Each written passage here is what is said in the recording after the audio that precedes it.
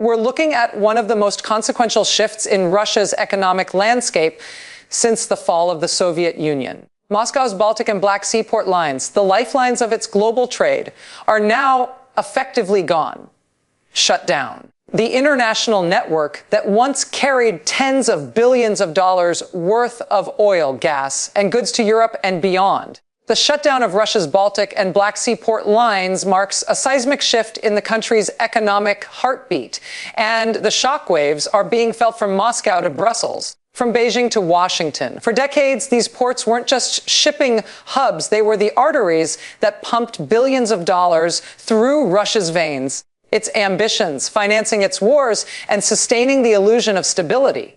Now, those arteries have been severed. Billion trade network that once symbolized Russian resilience has collapsed under the weight of isolation, sanctions, and strategic miscalculation. Empire exports that Moscow built so carefully over the last 30 years is tonight standing still. Think about what that means. Not just in numbers, every barrel of oil that used to move through the Black Sea, every cargo shipment that left the docks of St. Petersburg or Novorossiysk represented leverage, influence, a hand extended to Europe, even in defiance. But with these routes, Russia is not simply losing trade, it's losing relevance. The ports made Moscow indispensable are now silent, and the world is adapting fast, moving on without them. This collapse didn't happen overnight. The signs have been building for months, even years. Western sanctions after the invasion of Ukraine were supposed to hurt, and they did. But it was the compounding effect of logistics blockades, security risks, and the withdrawal of companies that turned a crisis into a catastrophe.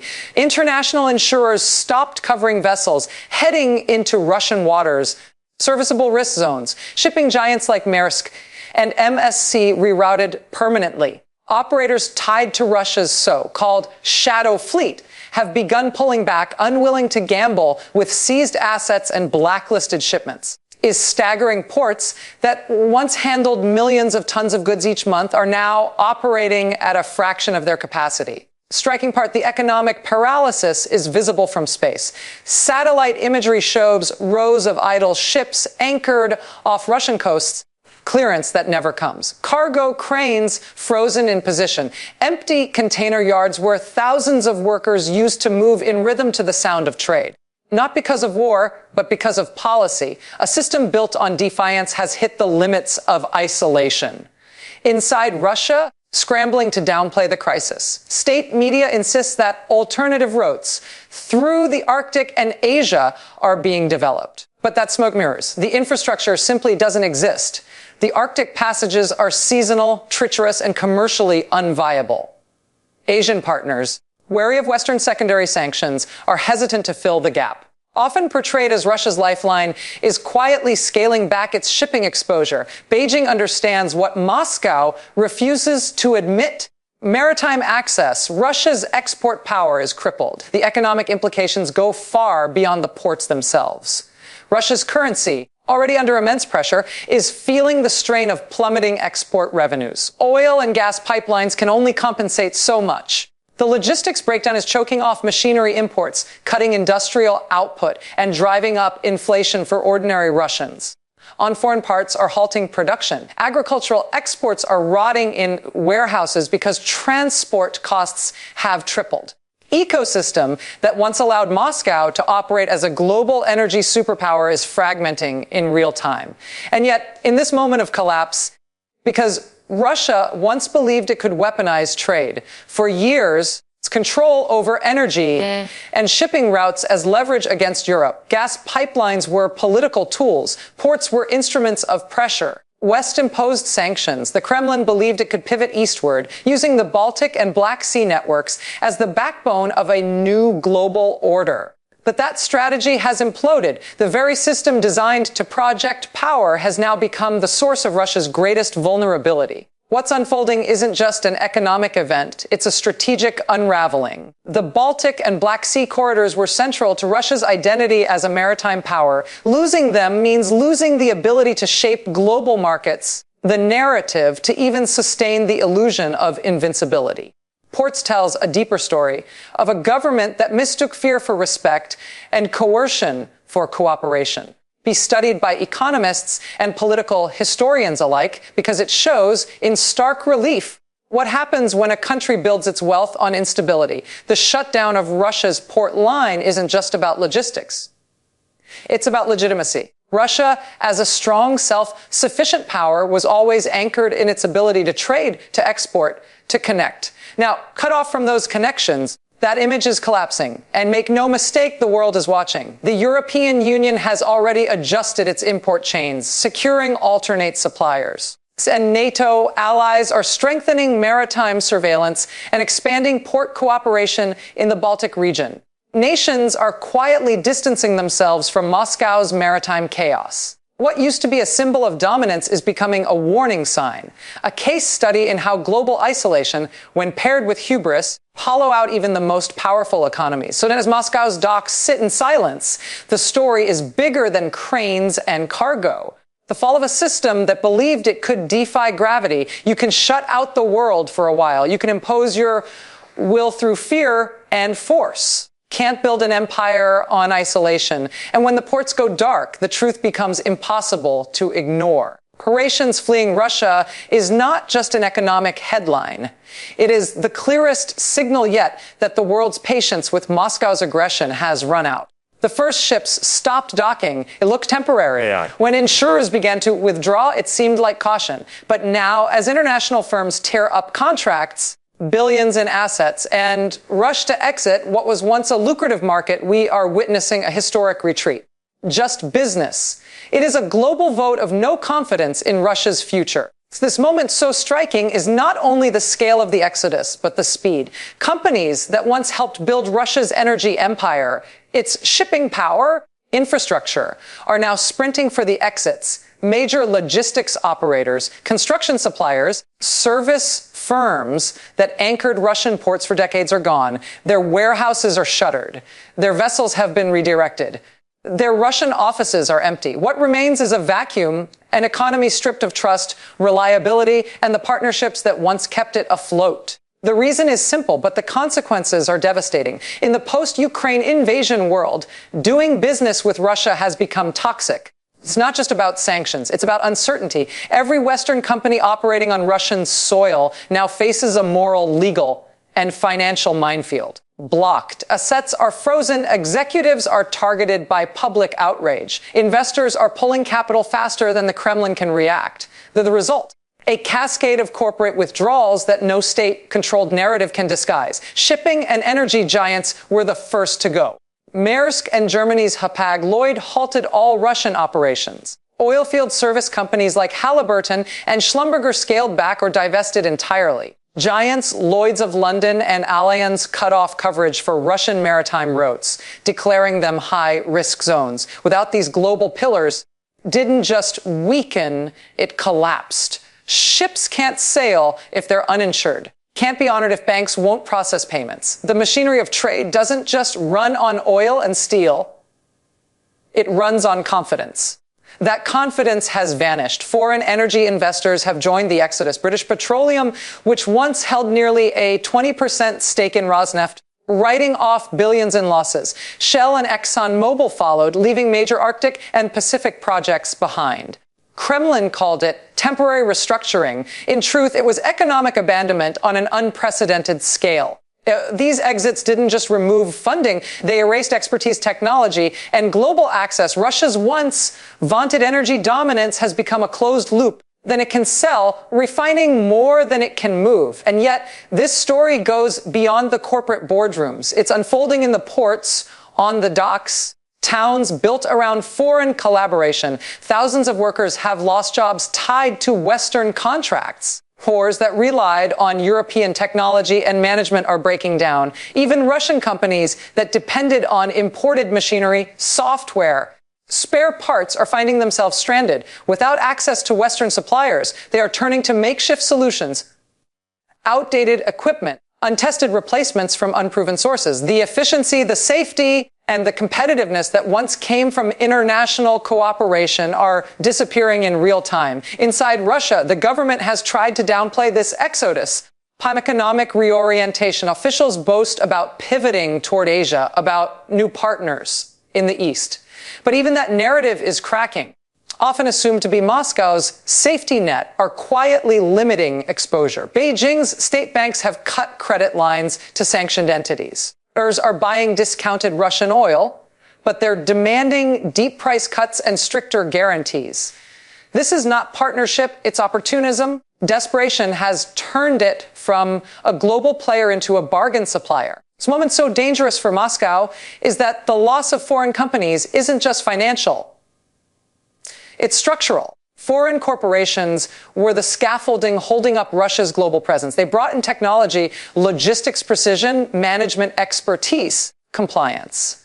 Without them, the Russian economy doesn't just shrink, it degrades. Processes slow down, corruption spikes, safety standards vanish, begins to cannibalize itself, relying on weaker substitutes and political loyalty instead of competence. Purit retreat also sends a political message. In boardrooms across Europe and North America, Russia is no longer viewed as a market. It's a liability. Every dollar invested there risks turning into a headline, a scandal, or a sanction. And so capital is flowing elsewhere, to Eastern Europe, to Central Asia, to countries that value predictability over intimidation. What Russia built over decades, trust trade networks, integration, is unraveling in months. Cost is harder to quantify, but impossible to ignore. Workers who once had access to international training and stable employment are now trapped in a shrinking economy. Universities that once partnered with Western institutions are losing funding and collaboration. Small businesses that serviced foreign firms are going bankrupt. Effect is everywhere, from St. Petersburg's port offices to the industrial hubs of Yekaterinburg. A generation of Russians who grew up believing their country had rejoined the global economy is now watching that dream dissolve. And as foreign companies flee, the silence they leave behind is deafening. The cranes stop moving, the supply lines dry up, and the illusion of normalcy fades. For the Kremlin, a financial problem. It's a legitimacy crisis. When the world's most powerful corporations decide that Russia is not worth the risk, it tells investors, diplomats, and even Russian citizens that something fundamental has broken. Power in the modern world is not just about armies or oil. Trust. And tonight, that trust is gone. In the grand arc of history, exodus of foreign firms from Russia will be remembered as a turning point the moment the global market looked at Moscow and said enough. Across Russia's regions is no longer a distant warning. It's a daily reality unfolding in factories, ports, and homes across the country. What began as a crisis at the top of Moscow's trade system has now rippled through every layer of the Russian economy. Regions that once powered its exports the hardest. The shutdown of the Baltic and Black Sea port lines has left entire cities gasping for economic air. And the numbers only tell part of the story.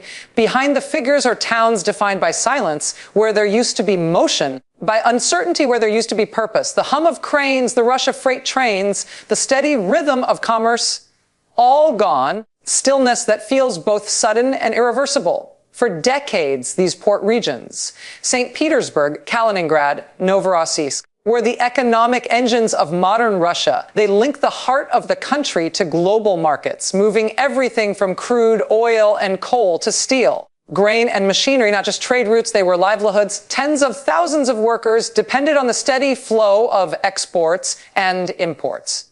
Now, severed, the collapse has begun cascading inward. Factories that built components for shipping, companies that serviced vessels, who transported cargo inland, all are finding themselves without work. Once felt like peripheral effects of sanctions are now the central story of economic decay. The impact on regional budgets has been devastating. Many of these cities relied heavily on port taxes, customs fees, and trade-related services. With foreign companies gone and shipments stalled, streams have dried up. Local governments are struggling to maintain payrolls and public services. Infrastructure projects have been paused, are being cut quietly to avoid public backlash. In places like Kaliningrad, the isolation is even sharper. That once thrived as a bridge between Russia and Europe is now a logistical dead end. How quickly prosperity can vanish when the world closes its doors. The human side of this crisis is unfolding in slow motion. Workers who spent decades on the docks or in shipping logistics are facing layoffs with no alternative employment in sight. watching their savings shrink as inflation climbs and wages stagnate. Housing markets in port cities are collapsing as people try to sell and move inland, only to find that no one is buying. Small businesses, cafes, repair shops, transport firms are shutting down one by one. Empty storefronts and unpaid debts. In regions where the economy revolved around trade, there is now only scarcity and fear. Kremlin's response has been predictably defiant, but increasingly hollow. New regional development programs and economic stabilization measures. But these are bandages on a wound that keeps widening. The problem isn't just financial, it's structural. The regions that have lost their ports have also lost their purpose. You can't rebuild trades overnight, and you can't replace the expertise or capital that foreign partners once provided with propaganda slogans.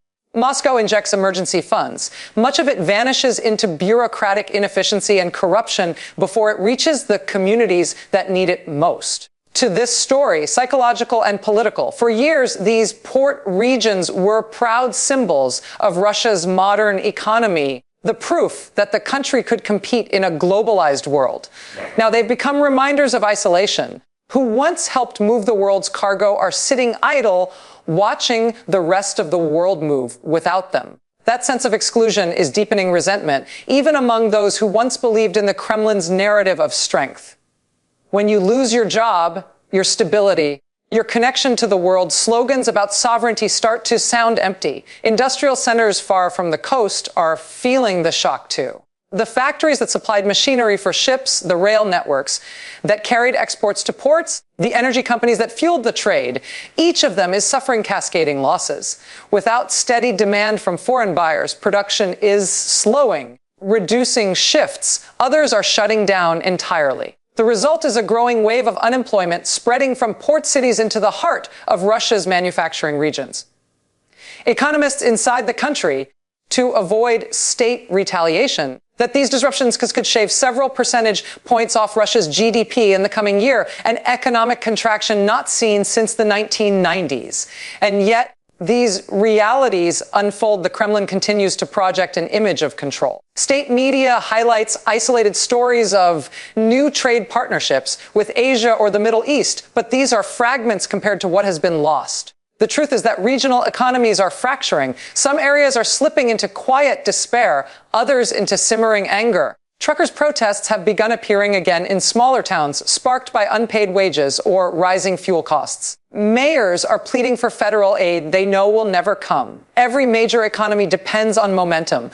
The constant motion of goods, capital, and labor breaks. Restarting it is like trying to breathe life into a machine that's rusted over. That's where Russia's regions are now paralyzed by isolation and trapped in a feedback loop of decline. When foreign investors left, they took more than money.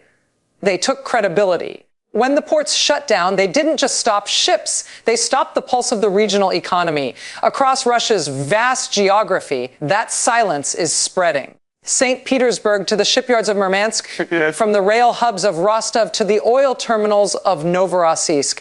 The same story is playing out. Defaults, closures, uncertainty, isolated failures. They are the collective unraveling of a system that depended on global integration, but refused to play by global rules. The Kremlin can control the headlines, but it can't fake the empty docks, the unpaid workers, or the quiet streets of its forgotten port cities. In the end, what's happening across Russia's regions is more than an economic downturn. It's the disintegration of the economic geography that once made the country strong. Factory, each silent harbor, each abandoned crane tells the same story the center cannot hold when the lifelines are cut. The collapse of the ports has become the collapse of the periphery, and the periphery is where nations often begin to unravel. Rewriting its energy map in real time, and for the first time in decades, Russia is not at the center of it. The continent that once relied on Moscow's pipelines, ports, and promises is now building an entirely new system,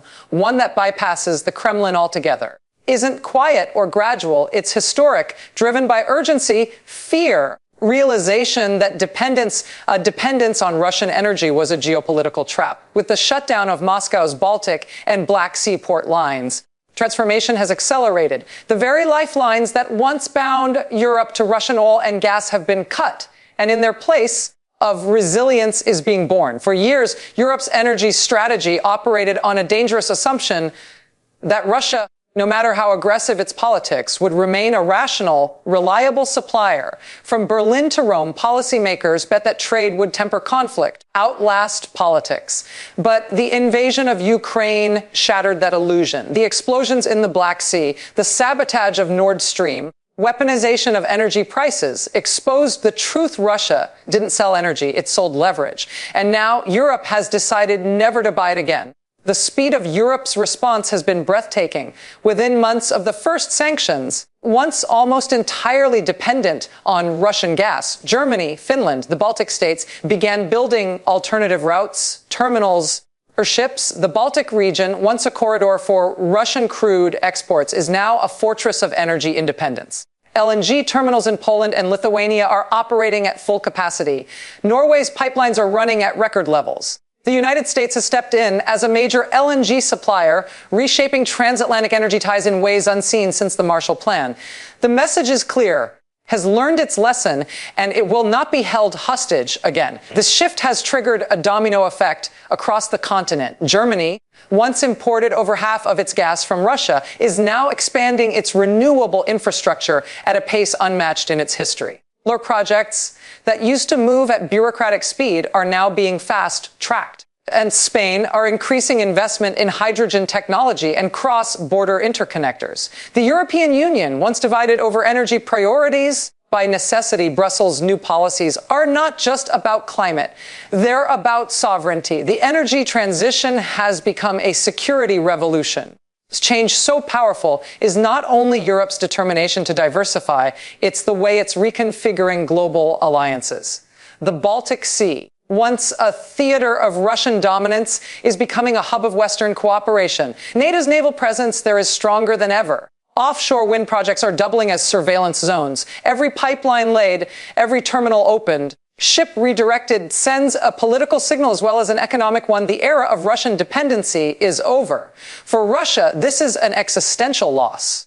And pipelines weren't just conduits of gas, they were instruments of control. Each contract, each shipment, each cubic meter of LNG came with influence. Moscow to pressure governments, sway elections, and demand silence on its darker ambitions. Now, stripped of that leverage, the Kremlin is watching its influence evaporate. Even countries that once treaded carefully, Hungary, Slovakia, Austria, are hedging their bets, seeking alternatives in case the Russian tap never turns back on. The impact of this energy divorce is visible in markets too. Ports of Russian oil have fallen to their lowest levels in modern history, while imports from the U.S., Qatar, and Africa have soared. Facilities that once brimmed with Russian crude are being retrofitted to handle new blends, and suppliers have adjusted to process non-Russian grades.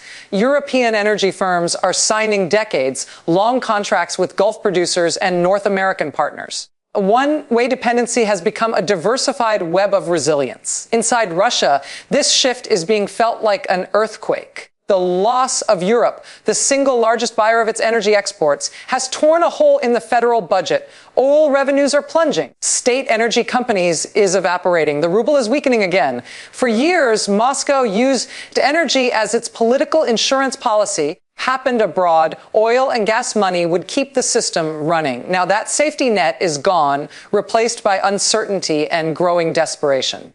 Just about pipelines and ports, it's about prestige. Russia's energy dominance was central to its identity as a great power, area where it could compete with the West, dictate terms, and shape global narratives.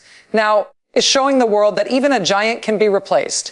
New infrastructure projects in the Eastern Mediterranean, the Balkans, are redrawing the map. Ukraine, once dependent on Russian gas transit, is turning into a key node for European electricity exports. Connection weakens the Kremlin's shadow and strengthens Europe's independence. A moral clarity emerging in Europe's policy circles, a recognition that buying Russian energy came with hidden costs. Each payment, each tanker contract indirectly funded the machinery of aggression. The war forced Europe to confront that uncomfortable truth, and in doing so, has found a new kind of unity. The discussions in Brussels are no longer just about efficiency or pricing. They're about principle. That energy should never again be used as a weapon has become a shared European creed. The irony is sharp. By trying to use energy as a tool of dominance, pushed its greatest customers to innovate, diversify, and unite. The continent that once seemed vulnerable has turned its weakness into strength.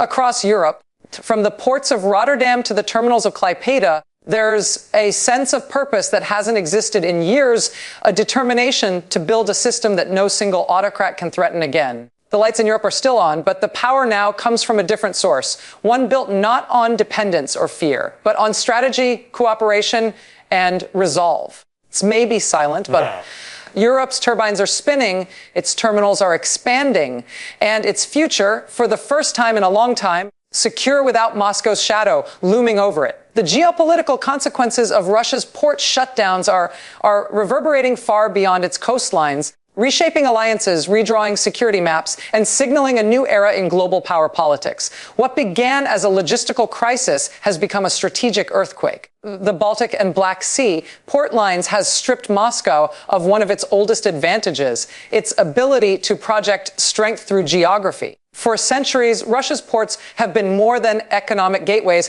They were instruments of influence, symbols of reach, and platforms for intimidation. Now, disrupted or closed, that influence is shrinking, and the vacuum it leaves behind is being rapidly filled by NATO and its allies. Region, the shift is unmistakable. Contested space between Russian naval power and NATO surveillance has now tipped decisively toward the West. After years of shadow operations, cyber intrusions, and maritime posturing, the alliance has turned the Baltic Sea into a fortified frontier of deterrence. HAD's and Sweden's NATO memberships have changed everything. The Baltic from a tense corridor into a nearly enclosed NATO sea, one where every major route is monitored, tracked in real time. With Russia's ports at St. Petersburg and Kaliningrad facing operational paralysis, presence has withered to symbolism. The Baltic, once Moscow's passage to Europe, is now a moat separating it from the West. In the Black Sea, transformation is even more dramatic. After years of using the region to project military power into Ukraine, Georgia and beyond now faces strategic isolation. The destruction of port infrastructure, international restrictions, Ukrainian strikes have rendered much of Russia's southern fleet inactive. NATO surveillance aircraft circle the skies. Turkey of the Bosporus has tightened control over maritime access, enforcing strict limits under the Montreaux Convention. Dominant Russian Navy that used to intimidate the entire region now sits largely confined to its own waters. Cornered, contained, and exposed are not accidental. They are deliberate consequences of Moscow's own aggression. That was meant to secure Russia's influence has instead accelerated its geopolitical decline. Each closed port, each stranded ship route is also a lost bargaining chip in international diplomacy. The Kremlin's leverage in negotiations over energy, trade, security is evaporating. Where Moscow once used its ports to signal strength, now NATO uses those same waters to signal unity. The Black Sea has become a living map of Russia's shrinking footprint. The West's response has been swift and coordinated. NATO has increased its naval patrols, expanded its intelligence networks, and strengthened its logistics routes across Eastern Europe. The alliance's Baltic and Black Sea strategies now work in tandem, creating a security corridor that stretches from the Arctic down to the Caucasus. The ports that used to receive Russian cargo are now hosting joint exercises, military supplies, and defensive infrastructure. What used to be Moscow's advantage has become the West's opportunity. Once balanced carefully between Moscow and the West are shifting their positions. Turkey, long a pragmatic power in the Black Sea, closer to NATO's strategic objectives. The Baltic states, Latvia, Lithuania, and Estonia are investing heavily in defense and intelligence coordination. Romania and Bulgaria, once hesitant to challenge Russia's dominance in the Black Sea, are now modernizing their fleets and building new naval bases with Western support. The geopolitical map of Eastern Europe is being rewritten line by line. To Russia's self-inflicted retreat, what's happening is more than just a redistribution of power. It's a reversal of history. For decades, as its shield and sword, its vastness was its strength, its ports, its pride. But in an interconnected world, has turned that geography into a cage. The Kremlin can no longer use its maritime presence to threaten its neighbors, and its once formidable navy is now struggling to maintain relevance. As sanctions choke off access to foreign parts and technologies, even maintaining the fleet is becoming impossible. Maritime power that Peter the Great once envisioned is now facing obsolescence in the very waters it once ruled. Meanwhile, symbolism of these changes is impossible to ignore. And Black Seas are no longer theaters of Russian intimidation. They are now showcases of Western resolve. Every NATO exercise, every surveillance flight and patrol is a message not just to Moscow, but to the world. The era of unchecked Russian expansionism is over. The military balance that once leaned toward Moscow is now tilting firmly westward. The Kremlin's threats sound loud, but they echo from a position of weakness. Inside Russia, this new reality is deeply unsettling. Kremlin can no longer point to its fleets or its global shipping routes as proof of great power status. Instead, humiliation of seeing foreign forces dominate the seas once called its own. Analysts inside Moscow are warning quietly but clearly that this strategic contraction could have lasting consequences for Russia's ability to negotiate, deter, or even defend. Choke points, once strategic advantages, are now vulnerabilities. For Europe and NATO, the implications are equally profound. Influence has not only made the region safer, it has unified it. Operated independently are now coordinating more closely than ever before. The fear that once divided Eastern and Western Europe is being replaced by a shared purpose. The alliance's eastern flank, long seen as its weakest link, strongest. And beyond Europe, the ripple effects are being felt globally. China, observing closely, is recalculating its own naval ambitions. Nations in the Middle East and Africa that once relied on Russian port partnerships are pivoting toward Western infrastructure deals. Even in the Arctic, Moscow once hoped to dominate. Western powers are expanding their presence, challenging Russia's hold on new frontiers. Irony of this moment is that by trying to expand its influence through war, Russia has triggered the opposite outcome. The Baltic and Black Sea regions, once pillars of its global strategy, have become symbols of its decline. The world is watching as Moscow, a country that built its identity on being an unyielding maritime power, finds itself boxed in, contained, and overshadowed. The map has changed, has shifted, and the consequences are not just political, they are historic. Moscow's digital infrastructure and the government's decision to tighten control over the internet have ignited one of the most volatile internal crises in modern Russian history. What began as a tactical measure and an attempt to contain unrest and prevent foreign influence has spiraled into a national backlash. The Kremlin's greatest vulnerability, its own people's discontent. As Russia's leadership clamps down on information, a silent war for truth is breaking out across the nation's cities, from Moscow's financial heart to the industrial corridors of Yekaterinburg. This is no longer just a political issue. It is an existential struggle between control and collapse, between propaganda and perception, fighting for survival, and a society struggling to breathe. Inside Moscow, the blackout is not just digital, it is psychological. Decision to limit access to global platforms, throttle independent media, approved narratives has created an atmosphere of suffocation. Yet in the shadows, a countercurrent of defiance is rising. Once relied on social media for entertainment, now use encrypted apps to share uncensored news and footage. Anonymous digital collectives have emerged. The state's cyber defenses to expose corruption, military losses, and dissent within the ruling elite hoped would be a digital iron curtain is turning into a battlefield of coded resistance, where every byte of information becomes an act of rebellion. Russia's digital shutdown is not just about silencing dissent, it is about rewriting reality.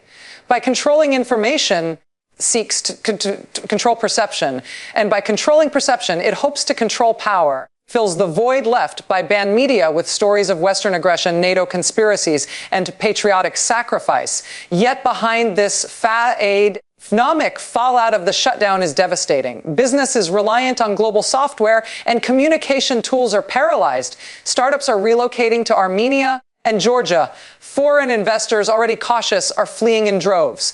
The image of a stable, self-reliant Russia is unraveling. a portrait of isolation and decay. For ordinary Russians, the consequences are deeply personal. Find themselves cut off from international research networks. Families separated by borders can no longer communicate freely. Journalists, academics are forced underground, operating through VPNs and anonymous accounts, risking arrest for simply speaking the truth.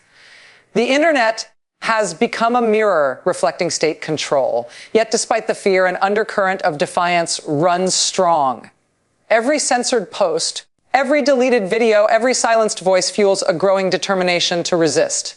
The government's narrative, crafted with precision, with discipline, is showing cracks. Loyal state employees whisper in private about contradictions between official reports and the grim realities they see daily. Russian soldiers on the front lines are sending back unfiltered videos that contradict the triumphalism broadcast on state TV. Conscripts are demanding answers. Teachers, once silent, to explain to students why foreign websites have vanished and why truth changes depending on who's watching. Of control are backfiring, revealing how fragile the illusion of unanimity has become. Abroad, isolation is viewed as both a warning and a tragedy. Western analysts compare it to North Korea's information model, a nation within a bubble, from global discourse. But Russia is not North Korea. It has a generation raised on Instagram, YouTube, and global connectivity. Shutting them out of the digital world does not erase their memory of it. It only deepens their resentment. The Kremlin is discovering that in the modern age breeds resistance faster than obedience. The blackout is creating not loyalty, but longing for truth, for connection, for freedom beyond Russia's borders. Cyber warfare units, no longer able to mask their operations through domestic traffic, are facing exposure. Tech companies are pulling their servers from Russian soil, cutting the country off from the digital arteries that connect economies. Vaunted sovereign internet project designed to make Russia self-sufficient online is collapsing under its own weight, reporting internal failures, outages, and corruption at every level. Meant to defend Russia's digital sovereignty is crumbling, undone by mismanagement and greed. And yet amid this digital darkness is happening. The more the state suppresses information, the more creative citizens become in finding ways to share it. Coded flyers in public parks lead to encrypted news channels. Flash drives are passed hand to hand, carrying banned documentaries and investigative reports. Underground digital schools are teaching citizens how to bypass firewalls, mask identities, and spread information safely. The regime's attempt to control the narrative has unleashed a generation of cyber resistors, ingenious, fearless, and determined to reclaim their voices.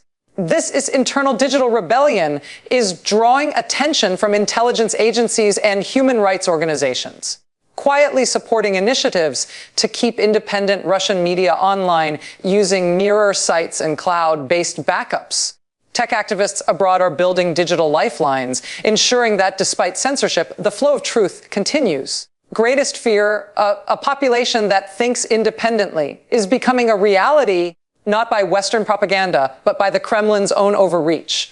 Inside the Kremlin walls, paranoia is spreading. Officials worry about leaks, about dissent within the bureaucracy, about the growing realization that information cannot be entirely controlled. Even loyal oligarchs, their digital empires crumble, are beginning to question the cost of the Kremlin's isolationist experiment. As propaganda intensifies, so too does disbelief. Russians are no longer asking if they are being lied to. They are asking why the lies have become so obvious. The irony could not be sharper. A regime that built its power on narrative control is now losing the narrative entirely. Right. The internet blackout meant to shield the state from unrest is accelerating it. Moscow's attempt to control its people's minds through silence has only amplified their voices through resistance. The government tightens its grip. The more truth slips through its fingers. Protest in Russia today is not always shouted in the streets. It hums in encrypted chat rooms, whispers in VPN tunnels, flickers in the glow of forbidden websites. It is the quiet rebellion of a nation refusing to forget what freedom feels like.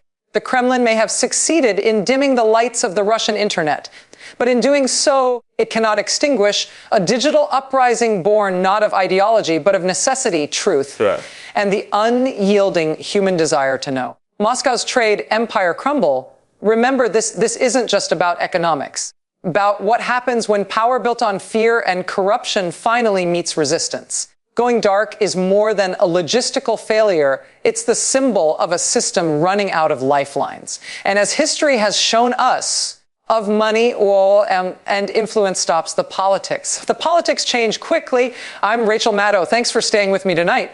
Stay informed. And as always, good night.